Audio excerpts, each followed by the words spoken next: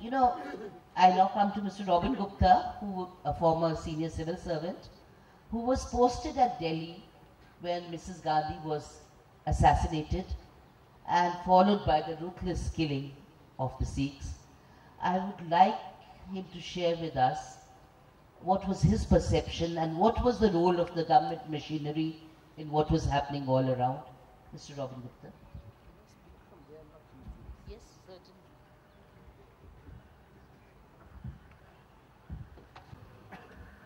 Is this functional?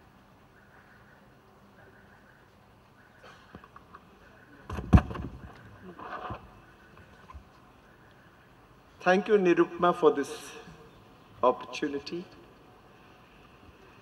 It is only appropriate that you've organized this discussion today.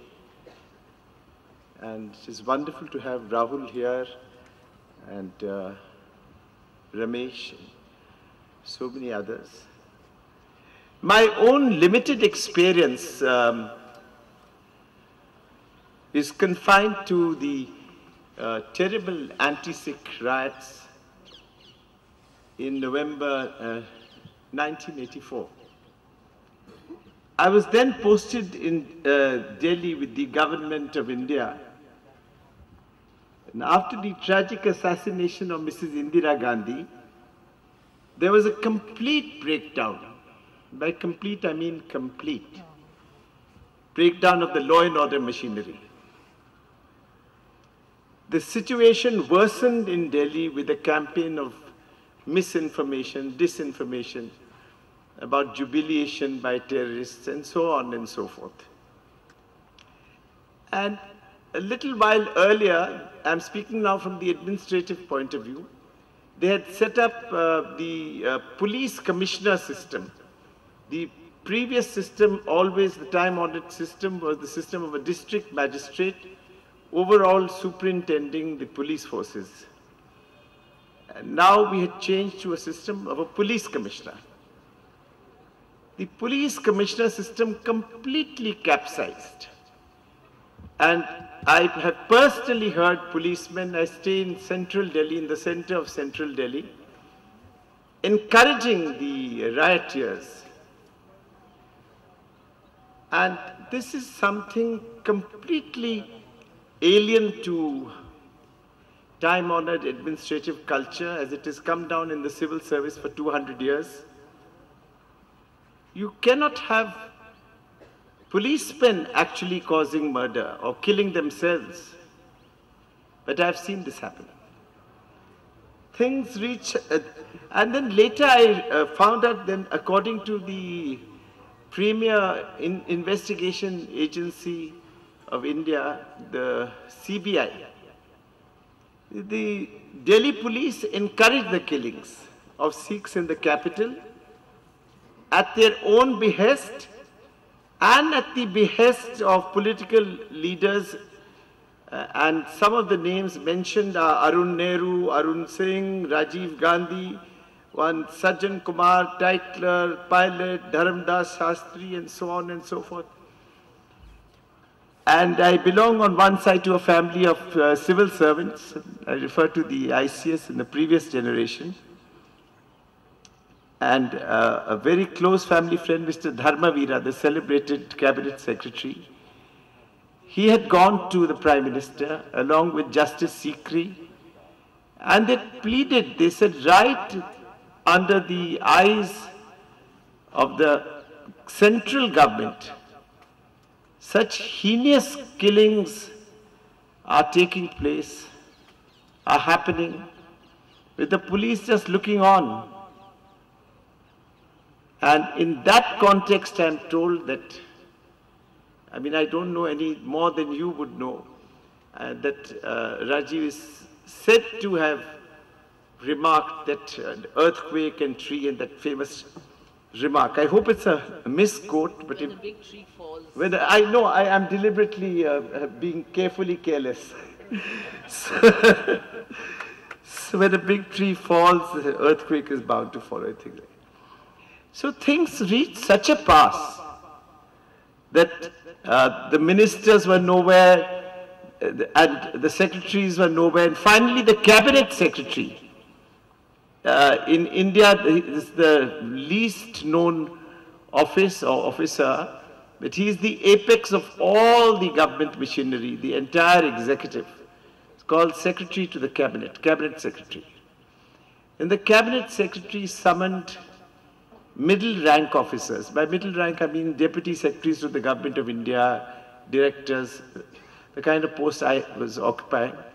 And we were all summoned to the Cabinet Secretariat and assigned zones. Delhi was divided into zones. And then we were given a military force. And my own zone was Central Delhi, in Central Delhi. And I've seen Sikhs being killed and burnt, and in three, four cases I actually rescued them. I was a young chap then. I got the army chaps who hit them with the rioteers with butts of their rifles and shoot and all kinds of things. It was horrible, really horrible. How this could happen in Delhi is unimaginable even for a civil servant now with 37 years behind him.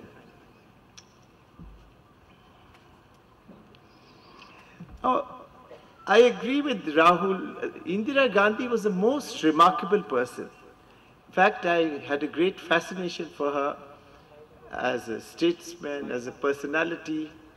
She did India proud on the international front, and she was truly secular. How an astute lady like her, astute stateswoman like her, could permit such an attack on the Akal Takht. I mean, it's unimaginable because this is the epicenter of Sikh psyche. And as Ramesh pointed out, Hindu psyche also. You know, we all look to it for spiritual sustenance. In my case, I will confess later, I'm from one side a Bhandari, a family blessed by Guru Nanak in Batala.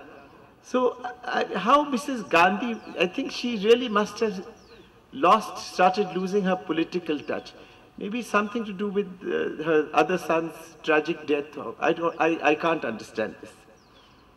But to imagine that you could attack the Akal Takht and have a single Sikh on your side, or to that matter, many Hindus on your side, was a massive blunder. Now, there are lots of discussion and lots of things to be said, but I'm sure Rahul and others would agree with me that the entire Punjab problem was mischievously mishandled. It ought to have the manner in which a doctor, my dear friend Jasjeet, I see him sitting there, the manner in which a doctor would attend to a patient, so also an administrator must attend to a social malaise or a terrible situation that is allowed to arise. But the whole thing was, it was hijacked by political considerations, small minds, some kind of perverted Akali way of thinking, creating a Khalistan, driving Sikhs out of the rest of India, driving Hindus out of Punjab. And I mean, such kind of satanical thoughts of a people who are one. This matter should have been left to seasoned administrators to deal with. I, for one, think that some people might agree with me, given such a terrible situation, Mr. Dharmavira or Mr. Khera, someone like that would have attended to the matter and sorted it out. But that was not allowed to happen. Even flushing out Sikh militants, holding concourse with Bhindranwala and so on, it was left to take an emotional trajectory. I unfortunately don't have much experience or knowledge about Operation Blue Star because I'm originally from the Bengal cadre. It was permanently transferred to the Punjab in 1992. But this portion I have shared my very sad experience with you.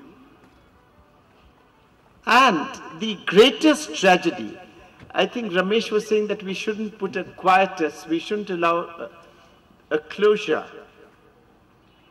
Actually, it's not possible unless the guilty are punished. Why won't they be punished? I have not understood this. 30 years have passed and they've got away with it. They've got to be punished, identified and punished. And as my friend Gurpreet, actually he's not my friend, his parents are my friends, he pointed out that nobody knows the truth today about the entire conspiracy behind the assassination of Indira Gandhi. Nobody knows what happened behind the scenes. Nobody has been punished who was guilty. Until that happens, peace will not return. It will be some kind of sad remembrance that will haunt you always. Thank you, Neil. Thank you, Robin.